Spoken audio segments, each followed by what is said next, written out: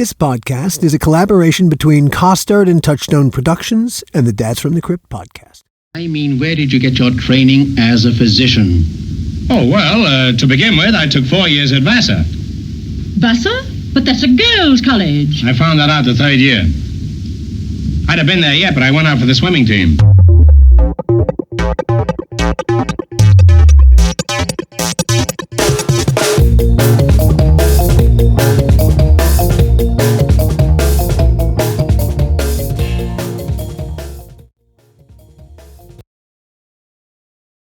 Hello and welcome to another episode of the How Not to Make a Movie podcast. I'm Alan Katz. Gil will join us shortly. I have a confession. My freshman year of college, I was a bad roommate. I wasn't trying to be one, I just was. My roommate, Brett Goldstein, and I were both dramaramas at Vassar College in Poughkeepsie, New York. Drama majors. We came from similar backgrounds, went to public high schools. We were both Jewish. We had a shit ton in common. We should have been tight, but we weren't because, well, I was very social and Brett was shy. It was the mid-1970s, before AIDS, before a lot of things. Life really was simpler then, though I don't think we knew that. Whereas I guess I could have tried to help Brett cure his shyness by including him in my social life. Instead, I just went out and had a social life. Before long, it created a wall between us. Unfortunately for Brett, he could hear what was happening on the other side of that wall. Yeah, I was a crap roommate. When we first dropped this episode, I especially wanted to give Brett a chance to, well, have at it, to have at me for being such a crap roommate. Brett was far too gracious to do that. Instead, we talked about what he's been up to since we last spoke 40 years ago. Now, this Brett Goldstein isn't the actor Brett Goldstein. For one thing, this Brett's American. But this Brett Goldstein is just as accomplished, if not more. Brett's been a casting director and a talent manager. He won an Emmy Award casting Homicide: Life on the Street. He also cast feature films like Danny Brasco, G.I. Jane, and Pootie Tang. The fact is, our college reunion went really well, as you'll see. That's why there's going to be a second conversation in the very near future. Until then, there's this. We jumped into things talking about the Emmy Award Brett won and the ones for which he was nominated. I won the Emmy for Homicide. I had three nominations for that. I managed to eke out one. Oh, win. yes. And then a couple years went by. I was nominated for Ed, but here's the truth. I talked about those shows that weren't exactly the most amazing experiences. I didn't last very long on Ed. Season and a quarter. That's how hard it was to hold on to people on that show. I was simply in, I guess, the first season because I did my series regulars. It did hard for me to keep my people yawning and looking at like tying their shoes or doing something other than focusing on getting the best out of people. They were just so uninterested in performers as artists, as human beings. These were Letterman's people. They were the guys who had run Letterman and were now breaking off and doing a narrative show. And they were little Harvard mother. When they were friends of mine were going into interview to be the third attempt at getting a casting director. One of them passed on it because she said that they described me and my successor as like the first two guys to cast the show or receptionists with contacts, I think is how they described us. And my friend Mikey was like, okay, I don't want to work for you guys. So, what do you think they were looking for? I mean, when you're replacing an actors that you're sort of sold on, what do you think they were looking for that they couldn't basically either articulate? They were extremely tight-lipped. For guys who'd gone to Harvard, you'd think they would be a little more valuable, a little more generous. Articulate. Right. They could articulate. It almost felt like you were being messed with. Like, we're going to be really tight-lipped and make you figure it out. It's your job to think of it on your own, sort of sui generis. That means they had the translation is they had no idea what they were doing, because if you know what you're doing, that's not how you lead. You might have an idea in your head, but you always know we worked for that guy. His name was Bob Zemeckis. And, he really was. He was amazing to work for because he knew exactly what he was doing all the time. But he really brought everyone else into the challenge. he made it a creative challenge. There are two ways to do this. I'm always up for that, and God knows I would be up for it with somebody of the caliber of a Bob Zemeckis with that kind of talent and vision. But these guys, they were not bad writers, but they were not nearly as good as they thought they were, which is, not entirely uncommon in television writing. But they were, that had the same thing that brain surgeons have. They thought they were gods, and but the skill set required to do this particular thing, to run a show, to cast a show, this is a different bunch of skill. Hey, you can be smart as fuck. It doesn't matter. If you don't have the skill set, your smarts are worth nothing. Yeah. It's just how it is. And I've seen people who, didn't run any aspect of their show that well, where they were indecisive or just sort of, or they'd flip-flop in decisions, or just take their sweet time and bring everybody to the point of potential catastrophe before pulling the trigger. Now, I wasn't around long enough to find out if they were like that with the location people, with the ADs, with the production design people. That would be, pretty awful. If they were, once that happens, you run the risk of, the worst possible scenario, and you don't make your episode, which I've only heard of happening once. Not them, as far as I know, but an entirely different show.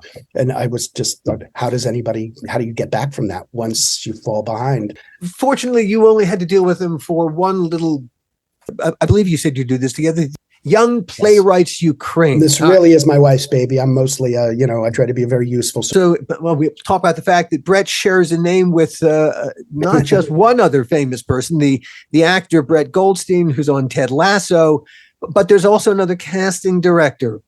Oh, yes. Brett, Brettee Goldstein. Yes, there is. Yes, I know her. Yikes. Yeah, you were like, how many could there really be, right? But yet, right. God's little joke. yeah. Well, our parents' little joke, because they pulled the same. I'm sure my mother was really patting herself on the back for thinking she'd had the only, Brett with that last name back in the day. Didn't work out that way. Unfortunately, the joke was on you. Yeah. I mean, I'm proud to be in the company I'm in. Brett and I first met each other pretty much at the transom of a room in Noyes house at Vassar College. Noyes was Vassar's a beautiful campus. Most of the building, futuristic building built in the 1960s by Eero Saarinen, yeah. Yeah, and it was the only building on campus that was remotely like that. So it really stood out. Yeah, we were freshman roommates for that freshman semester. We did not last beyond that. I think just towards, you might have been gone before the end of the first semester. I think you managed to scam your way into a single, which I was so bitterly jealous of. And I was really impressed though that you pulled that off. But on a certain level, weren't you? Oh yeah, I don't think we wanted to live together anymore, but I was just sort of like, well, I think you had the bigger problem than I had. I think. All right, we'll come to that. My first question is: do you remember? Because Vassar was very reliant back in the Stone Age when you and I were applying to college. Everyone had their own application. There was no common app. There was none of this. Nothing was that easy. So you had to write, if you were going to apply to 10 colleges, you were going to write 10 vastly. And 10 was a lot. That was a pretty big number in those days. Or forget the 15 and 20 that seems to be the norm now. I think I applied to 5, 6. Yeah. But still, you had to write 5 or 6 different essays back then. You had to write them out by hand on paper that you mailed in. Yes, you did. It was really and those construction paper application brochures. Indeed. Do you remember what you wrote for your application to Vassar? What was your essay? Wouldn't begin to tell you any minutia of it, but I guess the one thing that I guess is never going to change is you brag about whatever you can brag about. You tell what do you think makes you. Would make you interesting to somebody. I relied on one thing because I wasn't incredibly interesting. I had done one thing of note in high school. I had, in a rare display of self-starterism, I put together an outdoor production of A Midsummer Night's Dream as a senior in high school. Something like I don't even remember how it came to me. And but sort of stumbled my way through it. Lots of backing, asked all my friends in it, did it in a park. It was very, very successful. And I thought, well, I'll tell them about that, And when I wrote this and sent it in, I was just putting it together. I couldn't say it had been successful yet, because that wasn't until after I'd already been accepted by Vassar and rejected by other places. This was just, I am going to be doing this. So now, in retrospect, I thought that might not have sounded incredibly impressive, because they thought, how do we know you're really going to end up doing it? You're telling us, you're trying to do it. So that's all I can guess at. I don't know what else I would have said. I think I know what I wrote. I talked about, and I didn't put it this way. It was about, I wanted to be someplace where women were more empowered than men. That's quite ahead of your time to have thought not just to say it, even just to think of saying that. That's really good. It was why I wanted to go to Vassar, because there were more women than men. There certainly were. And when we got there, it was 3-to-1 female to male. Vassar was founded in 1861 as Vassar Female College by a forward-thinking brewer named Matthew Vassar. A year later, Vassar removed the word female from the college's name.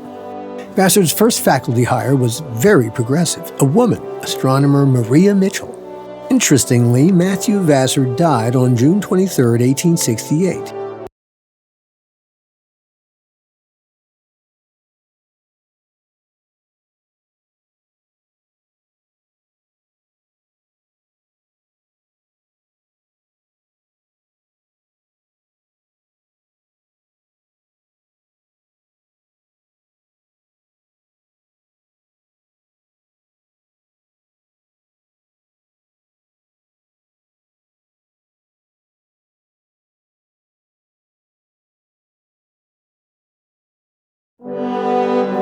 Vassar was founded in 1861 as Vassar Female College by a forward-thinking brewer named Matthew Vassar. A year later, for a while, Vassar seriously considered shuttering its Poughkeepsie campus. Vassar's first faculty and becoming Yale's female half, as Radcliffe did with Harvard in 1999. Interestingly, Matthew Vassar died on June 23, 1868. He was 77 and died while delivering his farewell address to the Vassar College Board of Trustees. Sorry, Groucho, but that went down in 1969. In time, Vassar College became part of the Seven Sisters, the female equivalent of the Ivy. Still, I guess the only pressure one to go co-ed was is that true? always I believe Smith. The Ivies all did in the end. Arrived in September. We graduated. They were beginning to move it closer to 3-to-2. The drama department was small. Instead, Vassar chose to stay in Poughkeepsie I had actually seen her on stage in New York Groucho, but that went down in 1969. So I was aware of her as this up-and-coming stage actress. But I don't know if you recall this. Speaking of, remnants of the 19th century, the head of our drama department, Mr. William Rothwell, the inaugural class for the, Drama 101 was all of us sitting in the audience in the house at whatever it was called, Avery, the big theater. And he was saying, how many of you, in his, stentorian voice, know the name Meryl Streep? And I was like the only one who could raise this hand. But within a month, she came out in Julia, in a notable supporting role in Julia, and then everything changed. And it was a real point of pride for people at Vassar, don't you think? My God, yes. I was proud of Vassar and talked about it. And, I'd seen from, I guess, what led to the choice of, do we go co-ed or do we move to New Haven? Prior to going co-ed, Vassar was very much linked to Yale when Bob Brustein was running the program there. And the Yale boys would play the male roles in productions at Vassar and vice versa. So there was great old black and white photos, not that old actually, of Three Sisters or a Cherry with Meryl Streep in it and with Robert Brustein actually acting. Wow. So do you remember the shows that you saw Meryl Streep in New York? Yes, I do actually. Was it at the Public Theater? I didn't see her stuff at the Public because when she did this whole run of stuff at the Public, it was as we were already starting college. I saw her in a production of The Cherry Orchard, Andre Serban's famous sort of comic production of The Cherry Orchard at the Beaumont at Lincoln Center. So actually, that was a production of the Public Theater. It was when Joe Papp and the Shakespeare Festival had control of the Beaumont. Yeah, they took over. Yeah. And there were like a couple of good seasons. And I saw the Broadway transfer of the Brecht Weill musical Happy End, which she was in. Where she sang, Surabaya Johnny. Her and a very an unknown actor named Christopher Lloyd, who played the male lead. Great show. And great, that was as I was, getting to an age where I could really discover actors as they were and try to start understanding how careers were built in the business by reading people's playbill bios and charting their progress from show to show. Meryl Streep, it was that, that explosive moment where she made the leap from theater to film and kind of never looked back. Among the other names that Frances Sternhagen was a Vassar grad. After us, Lisa Kudrow, Anne Hathaway, John Tenney, a couple years after us. John was a freshman when we were seniors. You probably had missed when. He was a freshman. He had just shown up, so we acted with him there. I lived with John. I lived with John Tenney. He was we were. It was 4 seniors. We were out in the houses, and there were 4 seniors and John Tenney.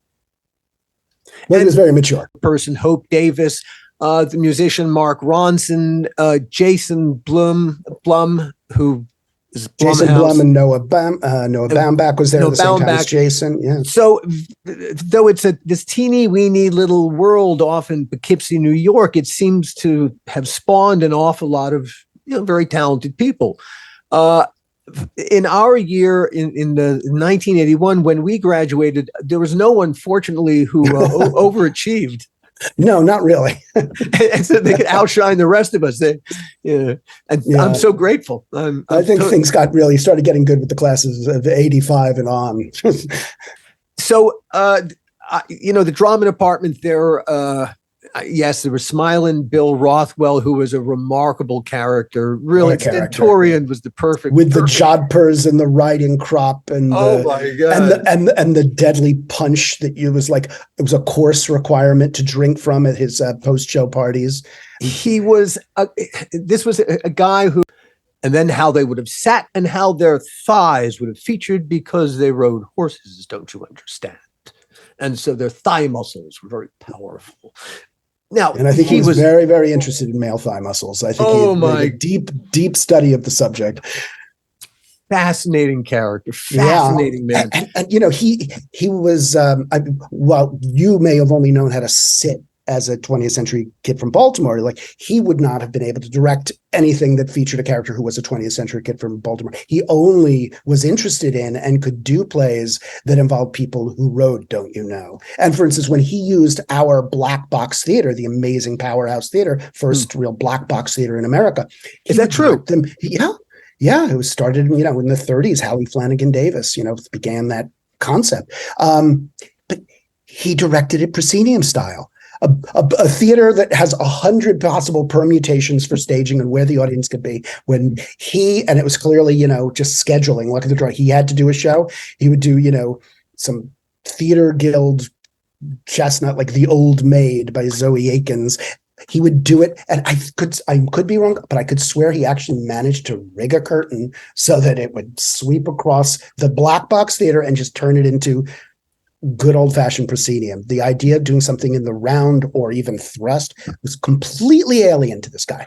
It was a very exciting creative space to work in at Vassar, the Powerhouse Theater. Yes, it was the black box. It was take a shoe box, painted black inside, turn it over, and anything can happen inside. Yeah, I remember when we showed up there, and they said, there are 100. We've tried 100 possible formations for the audience to be put at, and which kind of blew my mind to think that you could do that. And when you're in high school, nobody tells you that's a thing that could happen.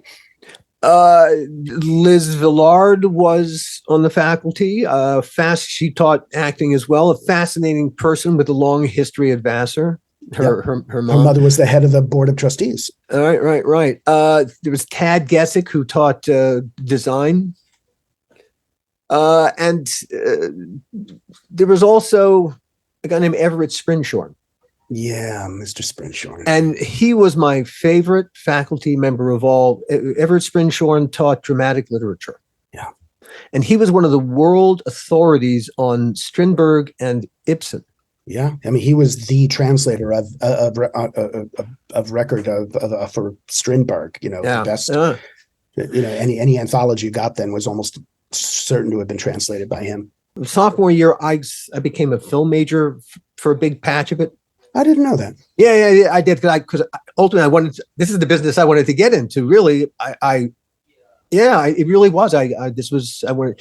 But the filmmaking department was run by a guy named Jim Stearman, who was an experimental filmmaker. He had no use for narrative filmmaking. No, he was all about Maya Deren. That was and I learned, I learned what I could learn in a couple of minutes, and then it just wasn't that interesting to me. Watching, interesting experiments, but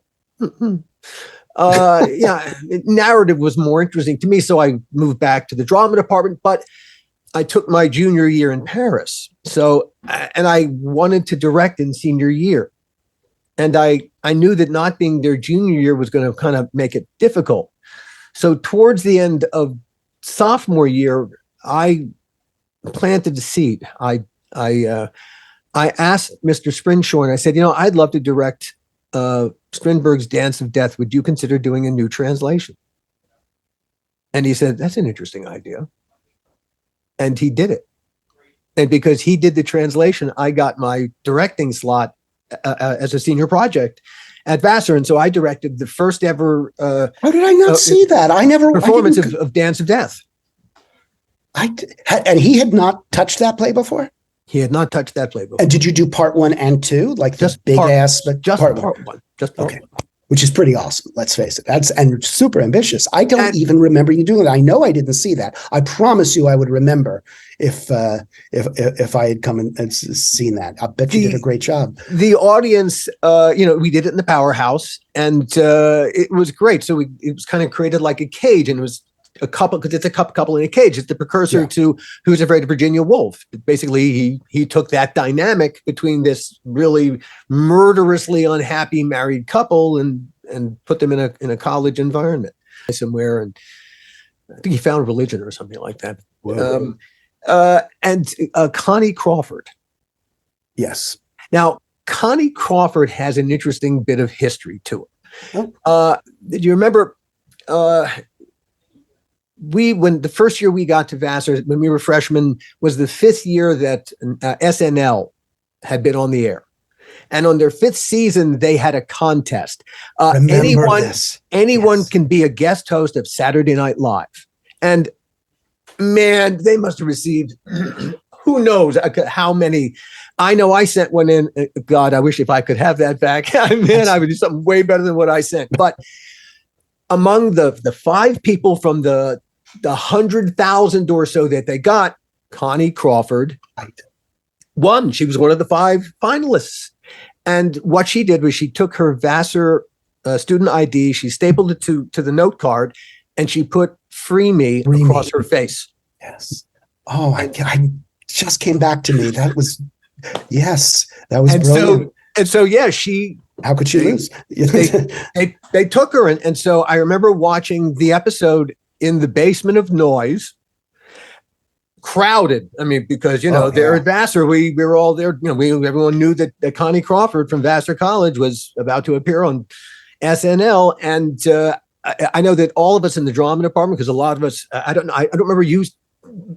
I don't remember if you were next in that particular room, seething with jealousy on the one hand, but thrilled to pieces for her. Oh, it was so exciting. And she got to dress as a bee, which was the ultimate SNL experience, and they weren't even doing that on the show anymore, but they were smart enough to know that anybody they had chosen out of the ranks of the civilians to come and join them for one episode was going to want to have a bee costume for a minute.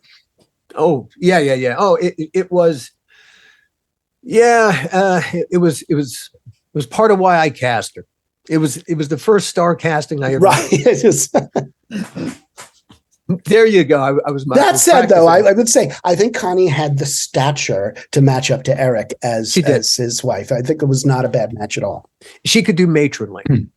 She could, yeah. She also had a kind of a, she was and I had this experience notable many times as a student actor as the guy most likely to be handed a can of gray spray paint, but she was the one who was always being cast as the grandmother, the grand dame in the children's hour or whatever, because she sort of looked older than us. She had a matronly quality, which was very useful for her, I think, career wise. What was of the acting that you did at Vassar? Because I didn't see, like I said, well, you and I did one thing together. We did two things together. You and I were both in a production of Cabaret in our senior year, where I was Herr Schultz, you were Cliff Bradshaw. But prior to that, oh my God, that's right. We had done a production in the great lecture hall at Rockefeller. We did an As You Like It for a student director. Yes, Barbara Hodgen. Barbara Hodgen. And who did you play? I was Jaques, all the world's a stage guy. But who did were you? Orlando? I was Touchstone. Of course. Oh, I don't do leads. I don't know. I don't know, man. I never did a lead in my life. Touchstone, man. I did Touchstone. Whatever happened to Connie Crawford? I think she went to Juilliard, I think. I believe she did work as an actress regionally, and I believe she is a college professor. And when we get to talking about our Ukrainian kids, we've been sort of doing a whole lot of work in trying to help them find their way into American BFA programs. And I think I saw her name on the faculty of one of the places we were looking at. Wow. I just can't recall offhand which one it is. Were there any other professors at Vassar? I mean, I loved Everett Sprinchorn. His lecture on ghosts, on Ibsen's Ghosts. I still think about it. Really, that was a seminal moment in my education, in my college education, and in my evolution as a writer. I go back to that moment. I know he set off something. That's and if you just have one professor who does that, who sparks that for you, that's a triumph. Did you have anyone like that for at Vassar? I don't know that I did there. I actually loved the scenic guys. I loved Tad Gessick and I loved John Curtin. I was very interested in set design. I mean, it's completely insane to think that I could do it because I, have no fine motor skills whatsoever, and I don't even have the math skills to have figured out perspective in their set design class. But I was interested in it as a subject. And I loved hearing them talk about that. I don't think, when Vassar, I spent my summers at Williamstown, at the Williamstown Theater Festival, and that for me knocked Vassar a little bit. I'm suddenly remembering you doing Jaques and how perfectly cast you were. Why would you think that? I'm just curious. Because he was, gray spray paint came out, and he's a prickly character. And there's nothing wrong with being prickly, and you were a prickly person. You were more experienced than me. Yeah, you had seen Brett at his prickliest, I think. But you were acerbic. You could sit and watch the world and absolutely rip it to pieces and be right about everything. Whoa. Well, Jaques could certainly do that. I don't know if all the world's a stage. He's got one of the best speeches in all of Shakespeare. Great speech. You got to do that speech. I did, and I learned a lot that I was able to use later on from just that one speech, because I went to the woman who I don't know if you remember her, because we were all required to take the voice and speech class. I don't remember her name, but she was a lovely woman. Was it Green? I think the word Green. Maybe something like she was great, because I asked her if she would coach me on the verse and she taught me how to breathe through a line of iambic pentameter. And I probably, if you asked me to do not, but if you had asked me to do that speech today, I bet I could remember exactly where the breath would be placed and why, and do it based on that. So that was that was a real revelation to me, just that. It matters when you pause and take in air, and how long you need to sustain a line for before you then need to breathe again, and how you mix, how you blend the mechanics of that with creative choices about what the character's trying to do. Yes, Gil? You said a moment ago you worked at Williamstown. Did you? Well, Did you apprentice or did you work there? Or I did. I started out as an apprentice. Did you ever work with Nikos? He was he was there, still running at my first 3 seasons there. He was my scene study teacher at Circle in the Square, where I went right after college. He was, kind of my hero because I had discovered Chekhov by sitting at home in Jersey, not doing my homework on a Wednesday. Just to meet him and just to talk theater with him was just exciting. He was a rare creature. He was a tough guy. He was a difficult person. He had, his demons and all. But I mean, like I said, I met all the people who, it gave me, when I left college and was moved to the city, it gave me a community that I was joining. Yeah. I already knew people there. There's so many people there. What really works against them is they show up cold, and there is no network that they can, fold themselves into. Anybody that can find information from it. Even Homicide happened because Tom Fontana was Nikos's assistant those 3 seasons. Was he really? He started his career because Blythe Danner was married to Bruce Paltrow, who was creating Saint Elsewhere, and said to him, you have to give Tom a chance to write a script. And he did. And within a season, Tom was basically the showrunner, and they became partners for years. Wow, that's a great story. I mean, Nikos was, Nikos was, for me, he was a bit of a hero, but he was very interesting. And I remember every summer in those years, actually in the wintertime, looking through to find out who was going to be cast for that following summer, because it was going to be such an exciting event once he announced the casting. Yeah. Yeah. And I think I was there for the 3 seasons where things really started to turn over to my 3rd season was 1980. And it was kind of the apotheosis of this, what people then began to see as sort of very, very star-driven casting. Like we had this season with Chris Reeve, just on the on the cusp of Superman 2 coming out. Yep. Frank Langella as Cyrano, and then towards the end of the season, Colleen Dewhurst led a cast of The Cherry Orchard, and which had Chris Reeve and Blythe Danner and Celeste Holm and all just extraordinary people. And the non-equity people, our non-equity actors in playing the small roles were Željko Ivanek and David Hyde Pierce, who was an undergraduate in Nikos's class at Yale, Amanda Plummer, and just ridiculous amounts of, John Whitesell, the TV director was a non-equity directing student. And I feel like Williamstown launched his ability to have a career, which, when you think about it, launched the whole Patrick Whitesell era of CAA and WME, because that family became a dynasty based on John building a career as a director first. It's just so much came out of it. Anyway, that's a long way of saying it. My eyes were on the Berkshires more than they were on Poughkeepsie while I was at Vassar. I did stuff there, but I knew this is where my bread's buttered. Yeah, rightfully so. Yeah. And Tenney, John Tenney started out there. He apprenticed there the year after I was gone. Maybe I told him about it. I don't know. I think he may also, though. He grew up in Princeton, New Jersey, as did Chris Reeve. And I think he may have had some connection with him through that and knew about it from that. Did you ever do any acting between Vassar and becoming a casting person? I did. I got really weirdly lucky. Because this is just, if anybody wants to know how any one person puts pieces together and builds something, my best friend from the Apprentice program at Williamstown went to Yale Drama School as a dramaturg. He became the first literary manager as his day job to work his way through school of a growing off-Broadway theater called Second Stage, which is now a major force, venerable 45-year-old force in New York theater, but was just starting out then, and weirdly was based on the 15th floor, or the floor above my 15th floor apartment that I first moved into in New York. That was Carol Rothman, wasn't it? It still is Carol Rothman until she's retiring this year. Yeah, right. And Robin Goodman, they founded it together. Right. And so Kim was their literary manager and hired me for free to read plays for him, to be a play reader. And one day I was dropping plays off at the office, and they dragged me across the hall because the person who was meant to read sides at their auditions didn't show up. And I read sides for them. And they kept calling me back. The casting directors were Meg Simon and Fran Cumin, who were sort of the rising casting stars in New York theater. Young, they didn't seem that young to me then, but I realized now they were really young because I was really, really young.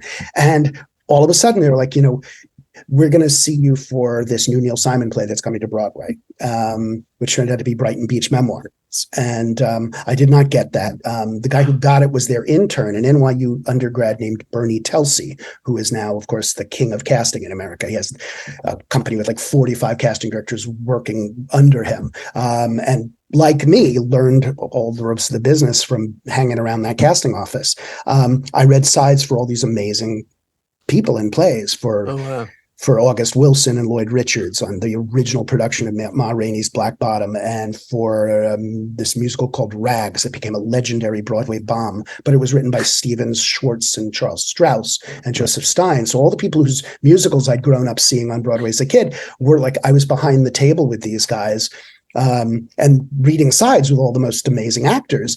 And so I lost, what happened behind the table was completely demystified for me. I sort of felt calmer around people who were working the business. I thought, oh, it's not something that happens to other people. You can kind of be a part of this.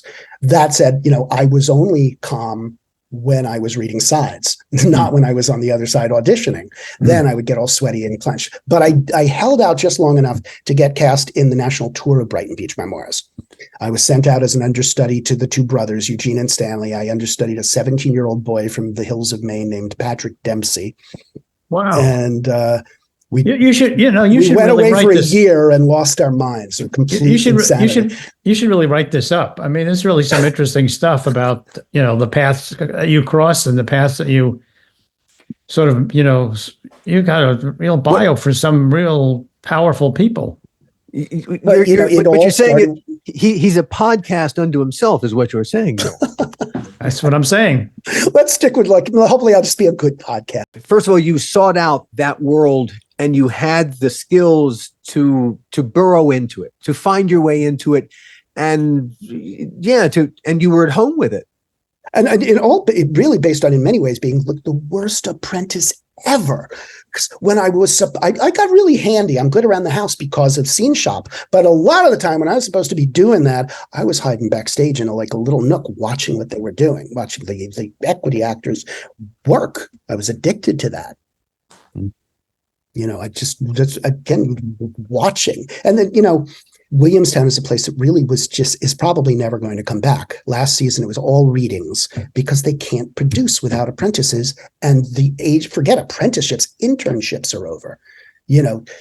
Where does one get the budget to pay people to build the sets you need to keep Williamstown? The main stage was based on it. Since then, amazing plays, new plays have developed in the side, black box that they built, the Nico stage. But back in our day, there was just the one big Williams College Theater.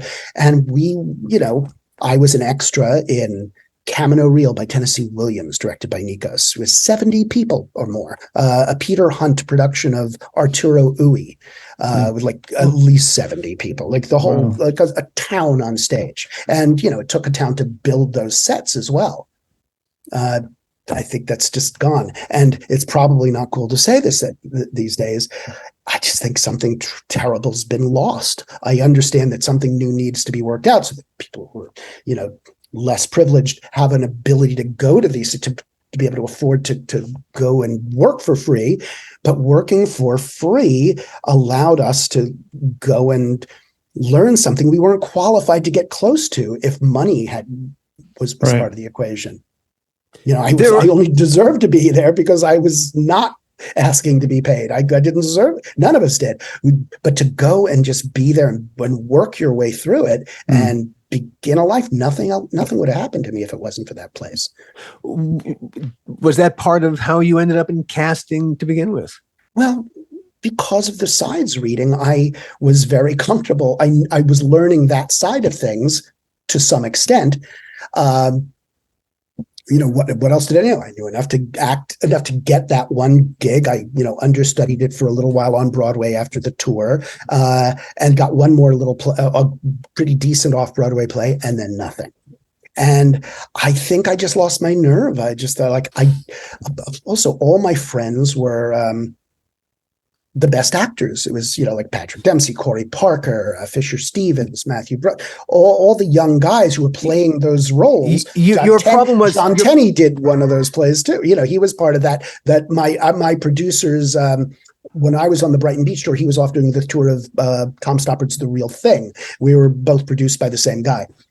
Your problem, I was not as good at these as these guys. Your problem was you needed a less talented bunch of friends. Yeah, maybe. But then you just, who knows? I would have just been kidding myself. It's very exciting to be able to recognize that you're part of a great community, but that they are the best there is, and you're not one of them, and you're not going to have that kind of career. So what kind of career could I have? You still did way better than I did, because I went to one audition, setting up shop in Washington D.C. So you'll be on the Sunday train, and you'll down to D.C. You'll be staying at this hotel, and Monday morning you'll be shooting. He gave me that role. I didn't even have to ask. I just sat next to him and played tapes for him, and he just thought that's the best way to get cast. And I could say I beat out Paul Giamatti for a role. Paul. Are there any more film roles that came rolling in? No. The only two things that came to me,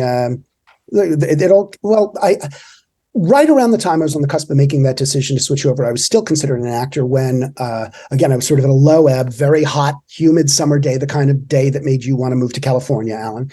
I think I could be wrong, but I think I was sitting on the curb on my block, which was 73rd Street between Central Park and Columbus. And I was sitting on the curb on the uptown side, looking up at the back of the Dakota and at Bogey's, the model of Bogey's sailboat in Lauren Bacall's apartment. And Rob Morrow, who lived in my apartment building on 73rd, was walking by, and he was like, "You look pathetic." I was like, "What's wrong? You're sitting on the..."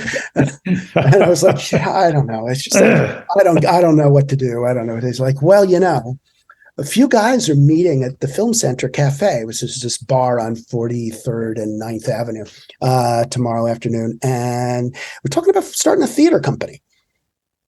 And I knew it was basically the same guys I knew who had already convinced me I wasn't a good enough actor. A bunch of guys from the Brighton Beach memoirs, I'm Not Rappaport world, of young guys who were lucky enough to start working in their early 20s, that I was sort of the runt of that litter, but still.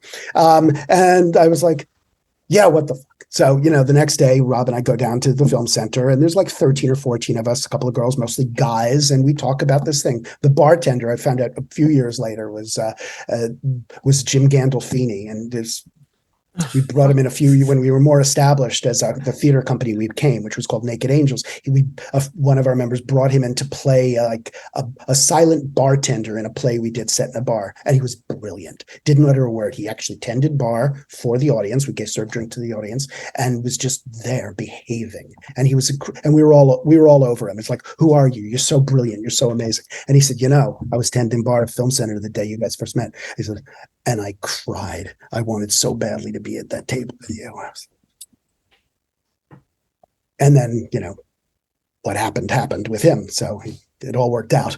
So I thought I was still an actor when we started that company, but before we existed more than probably 3 or 4 months, I think I'd started in the internship in the casting department at the Public Theater. And that was, me making the choice, casting my lot.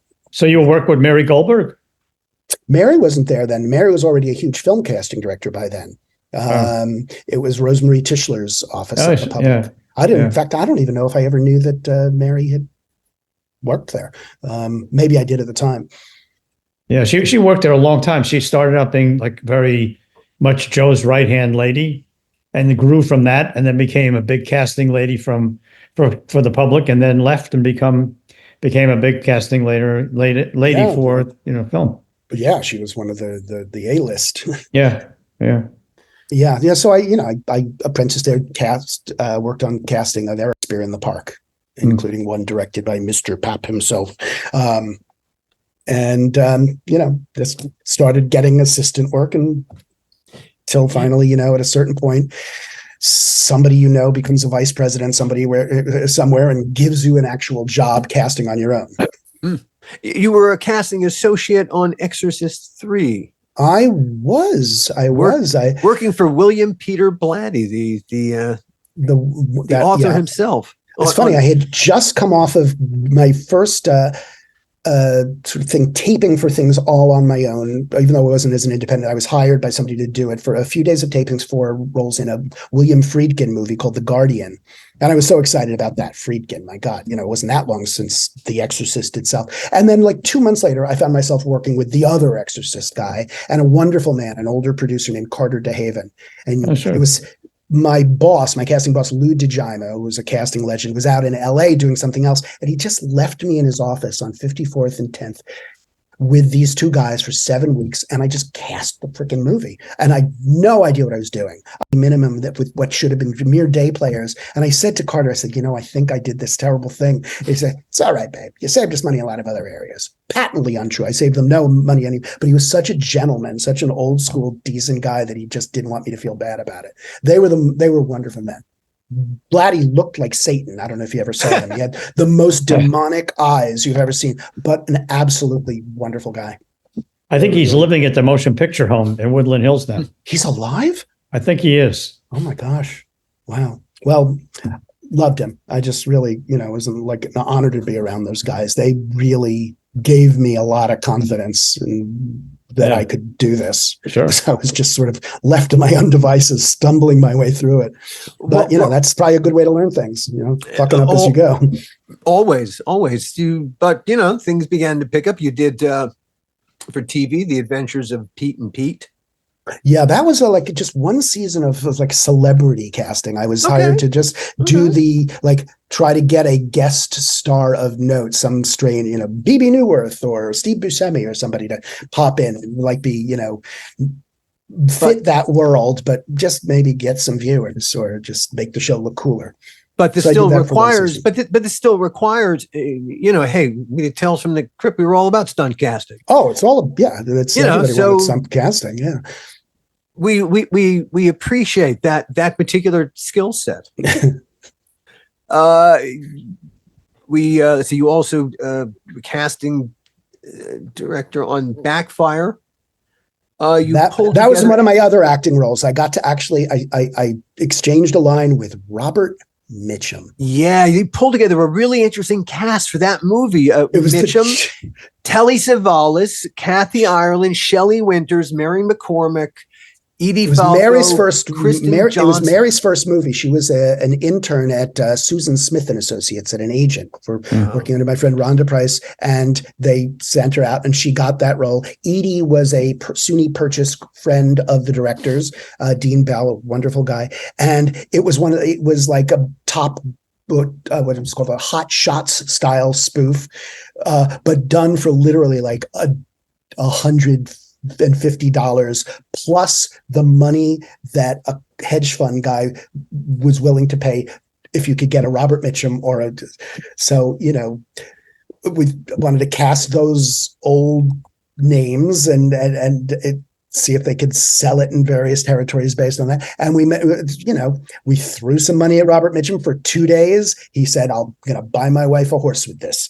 Came in. Shelley Winters came in, took it very seriously, very, very method actor. He's like, I'm going to do research on police academies or fire department academies. And I think she did. Telly Savalas came in, just wanted to shave his head for the occasion, cut himself beyond like that beautiful bald Telly Savalas head with like a deep, deep gash, big last minute problem. They had to suddenly, I think, give him a wig or a hat. We got like 4 like sort of quasi, that kind of movie names for that. We asked one guy, we were not that my producer was a great like rogue movie guy who was not above flouting SAG rules. He brought in a guy he knew who was like one of the many like mook guys you saw in the long tracking shot at the bar at the Copa in Goodfellas, like, hey, Henry, one of those guys was always playing those kinds of roles. He was a big, fat, hideously ugly former wrestler. the fake wrestling variety, and known as El Diablo. But now he was playing bit parts and things, had like the IQ of a mushroom cap. And clearly he was a mob leg breaker, really, for a living.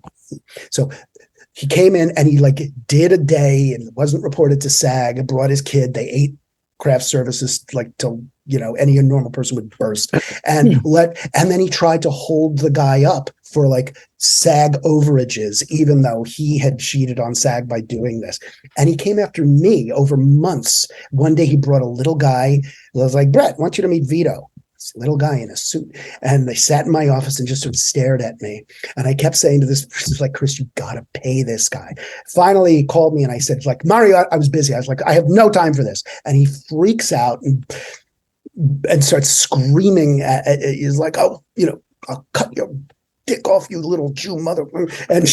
And there was my boss, Lou DiGiamo, had a little Calabrian guy who was was a career extra who would sort of do odd jobs around the office and cook spaghetti for us sometimes. And he knew all the bit players in town.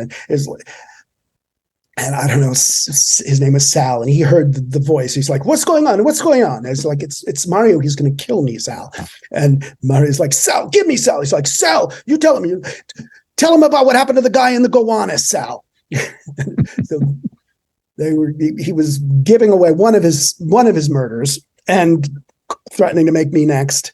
And that's when I finally called the producer. This is like a year after the movie had been shot. And said, pay him now.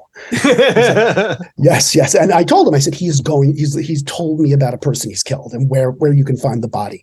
I was like, pay him. He's like, I got it. I will. I promise today. And he did. And that was it. That was my brush with death, I guess you'd say. How do you be a good casting director versus a crap casting director? Well, one thing is, nobody comes out of the womb knowing how that's done. And we all had good taste. That's not unique. Everybody has their own idea, their connection with a role, that they see a certain person in a role and it becomes an iconic performance, but everybody's capable of that. That's not enough.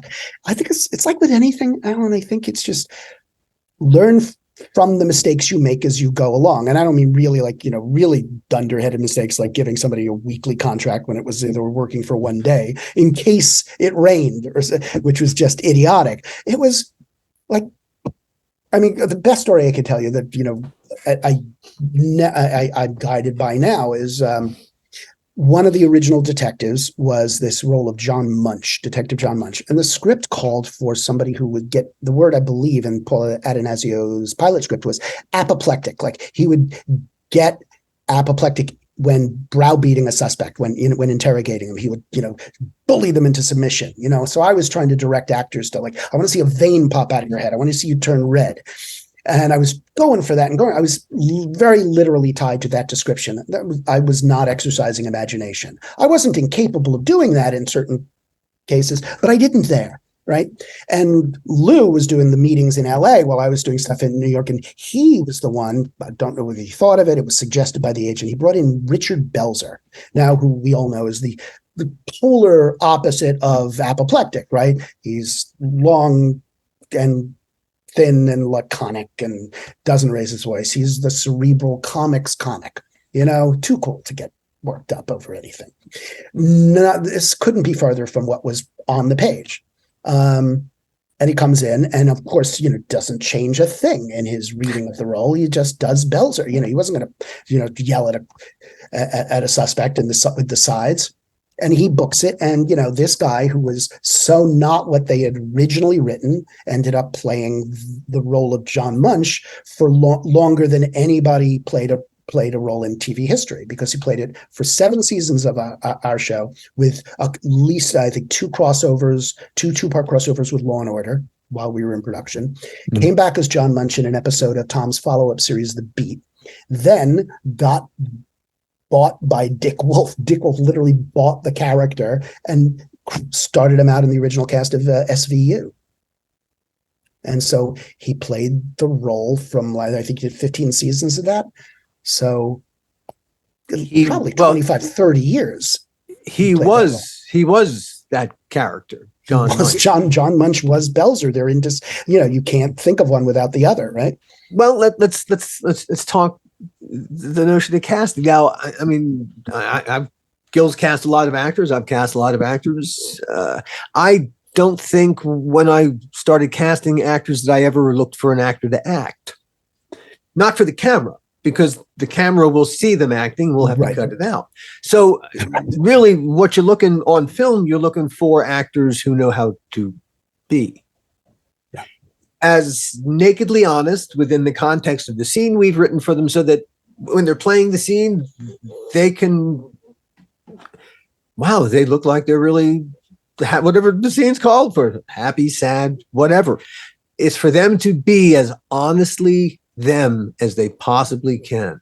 Yeah. Now, there are a couple of actors. There's Meryl, who disappears into a role. There are a couple of English actors who, they vanish. There's no trace of them. Really, that's their artistry. But I'd say most actors, really, they're playing themselves within, within a range. Yeah. But hey, this is not an easy skill set to have. It's their ability to be so honest, to share who you really are, that authenticity. Yeah. And it's really crucial in television. And since I did some movies, but I think if I was thought of as anything, it was as an episodic guy, a TV guy. Film can encompass that kind of transformational acting, but TV is not meant for transformational acting, because I saw him act and it was unmissable. Didn't make you particularly, didn't mean I was any smarter than anybody else, because it wasn't I alone seeing that. Along the way, Kevin Corrigan, Luis Guzman, I'd like to think Edie Falco, you may not have been the one actually who gave them that first job, but you may have given them one of those first auditions. Who hires them is out of your hands. But being an early supporter of somebody is, it's one of the great satisfactions of doing Indeed. That. Even if Peter Dinklage is another one, or called bringing him in for like a one-day role on Third Watch. And, he was so not, so his career was so embryonic, he couldn't afford his back SAG dues. I didn't even know he'd ever worked on anything for SAG. I think Jonathan Mark Sherman and Ethan Hawke and I had to chip in to pay his SAG dues so that he could work on that episode. I think you get paid. But oh dear. Yeah, I couldn't afford to actually get the job he'd been hired for. But and again, when it's somebody like that, I had a casting assistant on the beat, casting associate, Gail Keller, who now casts, has way outstripped me, casts What We Do in the Shadows and everything for Judd Apatow and Amy Schumer and all these great, it does all the comedy stuff. She worked with me on Pootie Tang and then just sort of ran with that in that realm.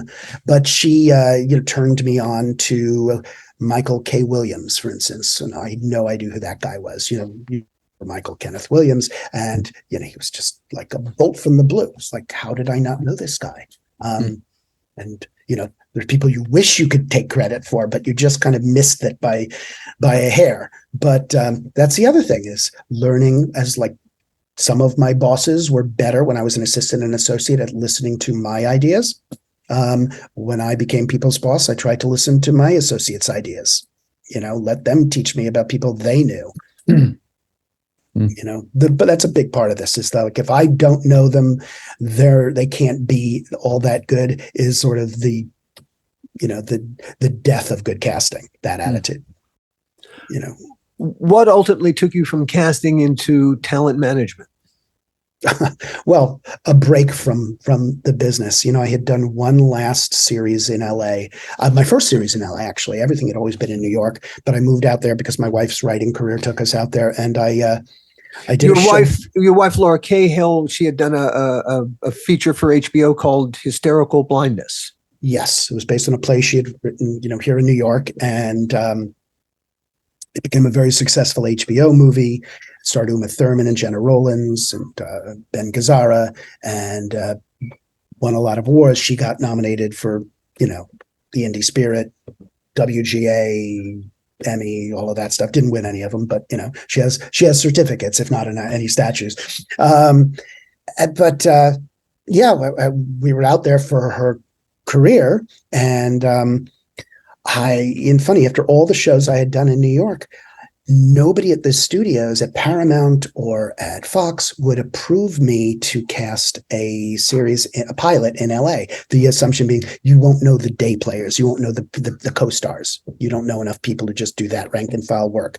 And I thought, geez, if that's not learnable on the go, I don't know what is. But that was I couldn't get one. It was only on the very, very last day of that pilot season that I finally got a job. I got to meet with Fief Sutton, whose work I knew from having a very funny name and a name I saw every week on Cheers. And it was sort of like Ed. It was a reshoot of a pilot that didn't work the first time of a show called Coupling.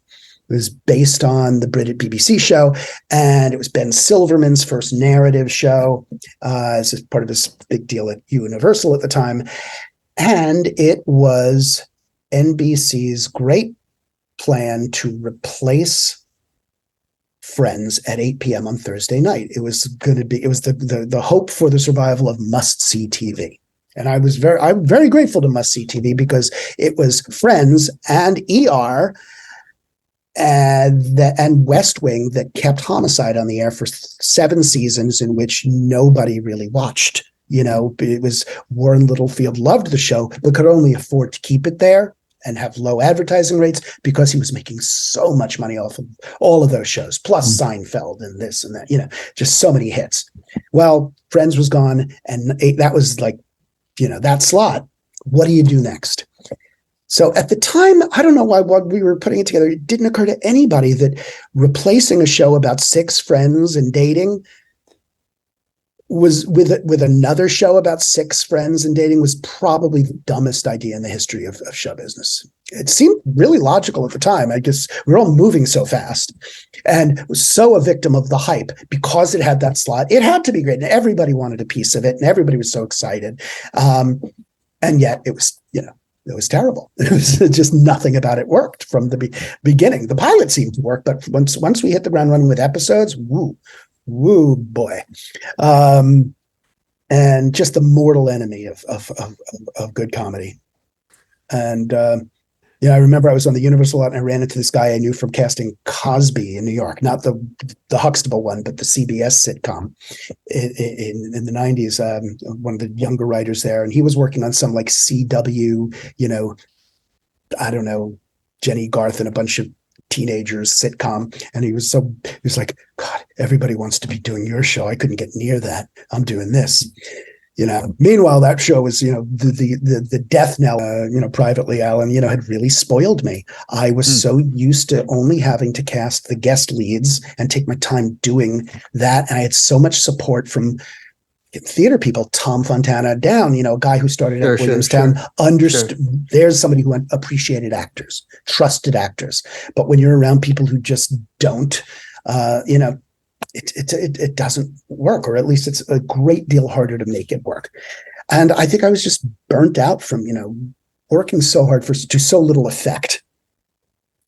So I quit. It was sort of became my wife's writing career's support system, and became a guy walking up and down Ventura Boulevard with a stroller because I really wasn't a driver, pushing my kid around. And we moved back to the city, and I taught for a few years, and I coached actors for a few years. That wasn't terribly sustainable financially. It's great if you get, somebody who becomes a big, big star. I had one, but didn't bring me along for the on-set coaching. Sometimes they do, sometimes they don't. I think I wasn't as good as I would have liked to have been. It's sort of like in my acting days. I wish I'm not comfortable doing something I don't feel I excel at. And I don't think I excelled at that. There are certain things about teaching I was very good at. And I was very good at directing like not very good student actors in plays at the acting studio at which I was teaching. I directed a bunch of standard issue, the American plays you do with students, Matchmaker, You Can't Take It With You, Picnic. And I did a really good job for those. I was very happy, created little worlds on stage with zero budget. It's not a career. And there's a point where like, God, college is looming. I'm going to have to send this kid somewhere. This is like, I've got to get, I'm too old to be saying the words, you've got to get serious to yourself. And then one day, a manager friend who had seen better days in her management career, took me out to lunch because she thought I might be able to recommend students who would be worthwhile clients. I said, I think you're barking up the wrong tree. I'm not running into that quality of student actor. But then after talking for a while, she's like, you should manage. And I was like, okay.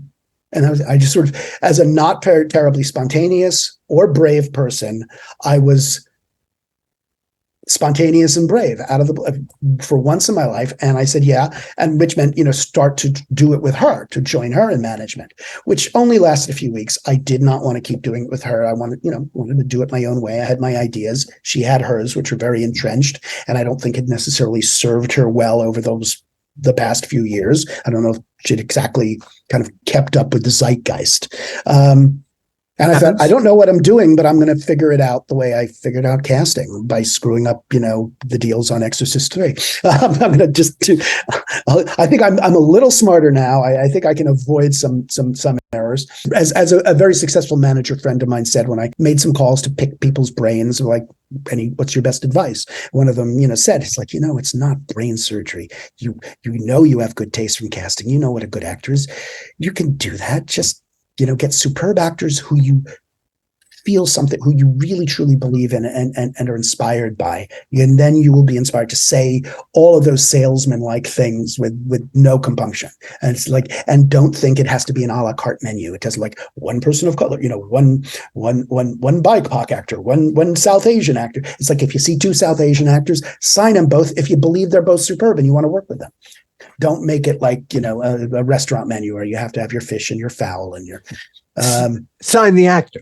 Sign the actor, and sign what I found is sign the person who you find which what we're talking about. Sign the person you can sustain a 3-hour conversation with and not feel bored. Click that way, and you will know what to say about them. You'll know how to kind of spin a yarn about who they are and why they will be an asset to a producer or director. You are enjoying this business? Very, very much. Yeah. I mean, I'm not enjoying bouncing back from COVID and then having to figure out how to bounce back from 5.5 months of strikes. But, I don't love that. Who Who is, right? I'm not alone. But yeah, I really do. It is, in some ways, it's taking what I did in casting, and at least the way I did it, and we're taking the reason I left casting and flipping it on its ear. I kind of left casting because I got tired of having to advocate for the studios over actors who I cared about more. Now I get to advocate for the actors, and legitimately, I'm not betraying a boss. I'm on the team I think I was always probably meant to be on.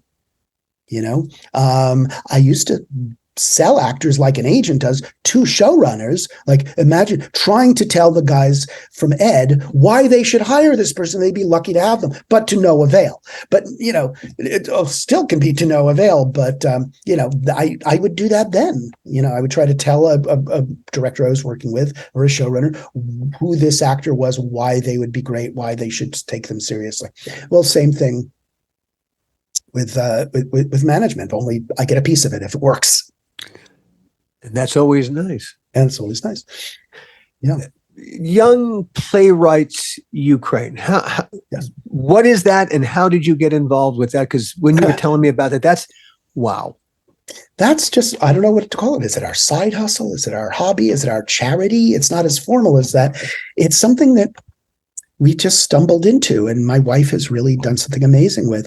It's been mostly it's just been a blessing to us. It's been like, the best thing we've ever done in some ways. My wife, I had known, in having friends who teach at like NYU Tisch and the MFA acting program. And I went to see a show there and was introduced to a Fulbright scholar from Ukraine who was there. She went back to Ukraine. She was teaching students there, teenagers, acting in the English language, with the hopes that they would have, less parochial professional lives, they could end up, being able to act in English. And these kids grow up speaking English. They grew up watching Friends and learned English that way, as I'm sure kids all over many places in the world do. So long story short, my wife has been teaching writing at Gotham's TV writing at Gotham Writers Workshop for a bunch of years now.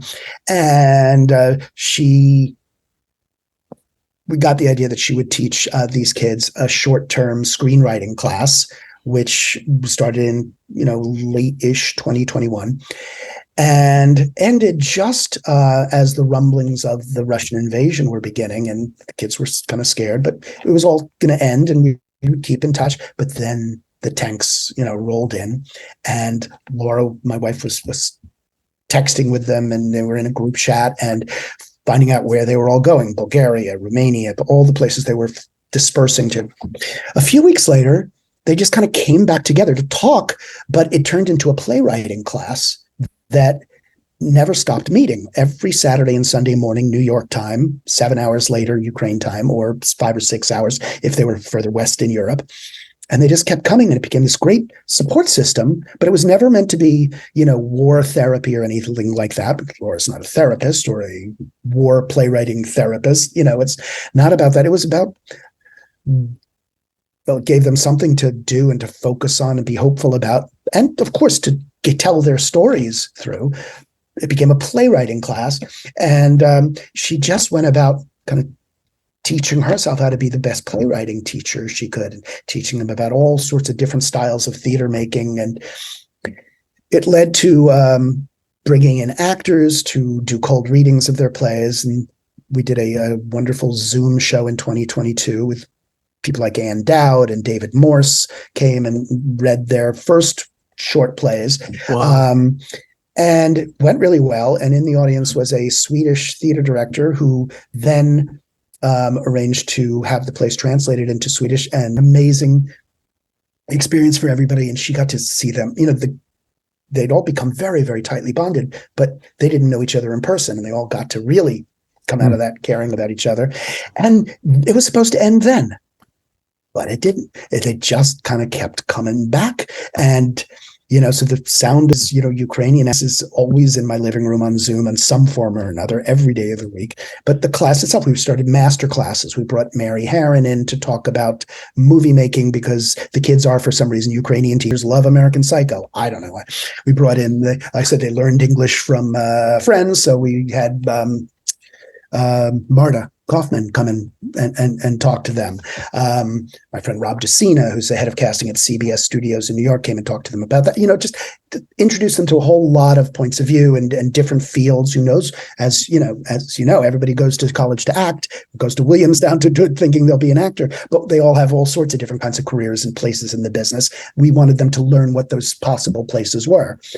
They wrote another bunch of plays, better, of course, than ever, but this time they were better largely because what were they writing about? What kind of things were they writing about? They were very loath to write about the war because there's a little bit of a variety of a little guilt of who am I to serve, a little survivor's guilt, who am I to be free to write about this when people are being bombed and not survive, and who am I to presume to speak for everybody. And some of them are just, of course, not surprisingly, it's a lot. It's too much. It's more than they want to deal with. But I don't know why Laura brought me in to kind of give the big speech one day. And I had to think about what we had to say. You have to write about war because the people we were having them start to work with on the next show, everybody expects that of them. It can't be, you're Ukrainian, your rights is important. And I talked to them about New York at the time that AIDS appeared, and how the response to that in the form of plays like The Normal Heart and As Is was so immediate. It was so fast before half the country even knew it was called AIDS instead of The Gay Cancer.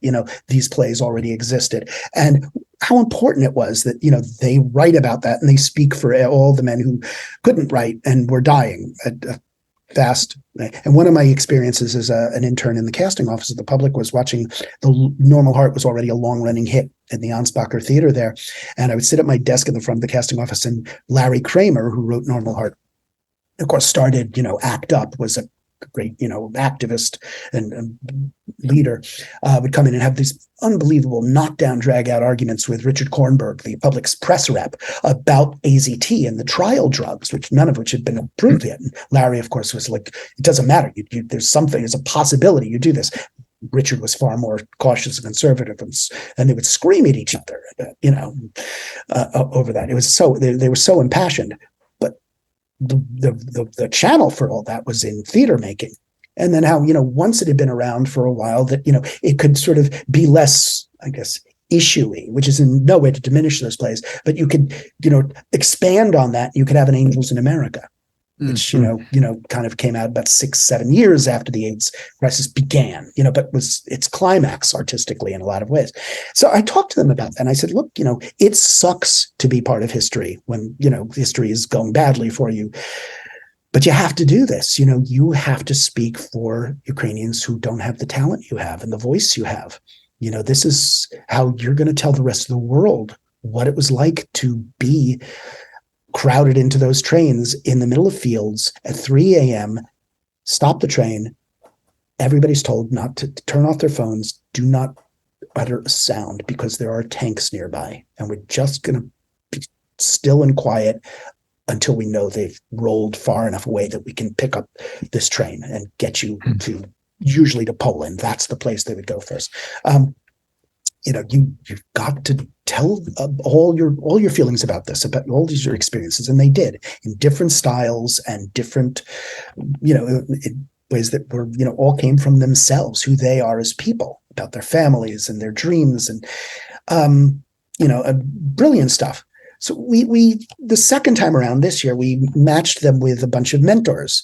We got a bunch of playwrights and showrunners like Peter Hedges, Will Arbery, who wrote, was a Pulitzer Prize finalist for Heroes of the Fourth Turning and was a producer on Succession. Daniel Goldfarb, who's the showrunner of Julia. Susanna Heathcote, who created A Killing Eve. Great people, and assigned them each a kid. And then as we got closer to doing our second Zoom show, we hired actual directors to come in. Mark Brokaw, fresh off How I Learned to Drive, came in. He did this play that we thought was perfect for him because it was like kind of a knockabout farce. Well, how do you do that on Zoom? Mark is a great director of that sort of thing. So we tried to find the best match of play, director, mentor, have their voices all kind of, and then we, basically I sort of, as a challenge to myself, I was like, let's see if I can still cast. I went ahead and, it's like a bicycle, guys. It's got right back on. We got Michael Shannon, David Harbour, Harriet Walter, Cherry Jones, Reed Birney, and Becky Baker, and Tommy Sadowski. Just fantastic, cast of people who were, generous-hearted enough to want to be part of it, who got it. Not everybody does, but these people got it and wanted to be, would do anything to have been there.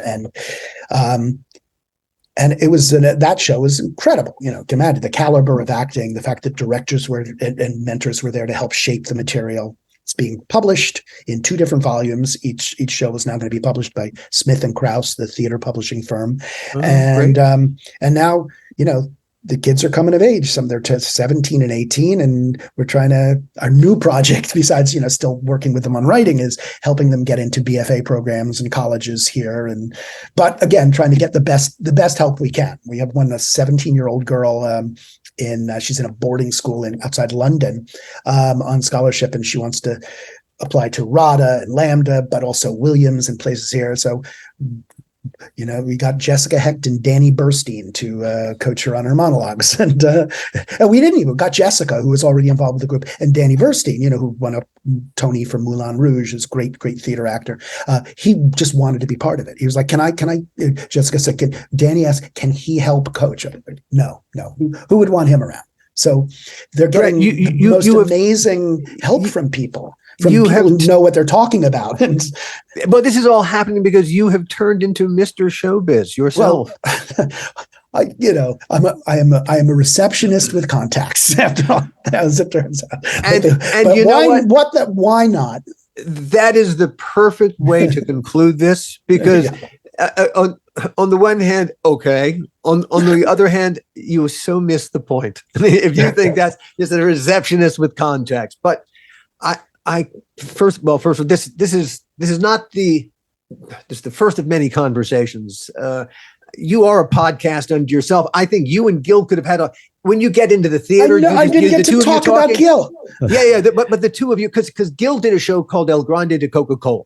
Yes, but he told me that. And I mean, I remember that was like, a huge staple in New York theater. Well, our high school years. You guys could talk theater forever and ever and ever. That would be a podcast unto itself. I'm amazed that we never ran into each other along the way. Well, for all of these years, for some reason, I told Alan, I thought you were younger than us, that you were the nephew of a guy named Tony Adler, who we went to Vassar with, who was I know Tony. Began his career. Yeah. He's an AD. Exactly. He was an AD. And I go, obviously, some little fantasy button in my head was like, I wove this narrative that, like, I'll bet he's related to Tony. And I don't know why I thought and that's what I thought until last week when I first. Right. Well, I am related to Tony. I am related to Tony, but not that Tony. My son is named Tony. And part of what you said was true. I am younger than the both of you. And so I think we should leave it at that. Well, perfect place to move. Yes, but we should bow out. And with that, we'll see you next time, everybody. The How Not to Make a Movie podcast is executive produced by me, Alan Katz, by Gil Adler, and by Jason Stein. Our artwork was done by the amazing Jody Webster, and Jason Jody, along with Mando, are all the hosts of the fun and informative Dads from the Crypt podcast. Follow them for what my old pal the Crypt Keeper would have called terrific crypt content.